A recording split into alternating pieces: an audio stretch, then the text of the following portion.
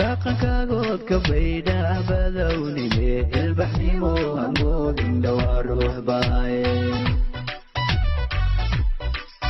yar wax jecel waqtigu waa ku badan yahay barka gooyo balaamayena soo dhawee dhaqankaagood ka baydha badownime ilbaxnimo hamoodin dhawaa ruux baaye yar wax jecel waqtigu waa ku badan yahay barka gooyo balaamayena soo dhawee dhaqankaagood ka baydha badownime ilbaxnimo hamoodin dhawaa ruux baaye yar wax jecel waqtigu waa ku badan yahay barka gooyo balaamayena soo dhawee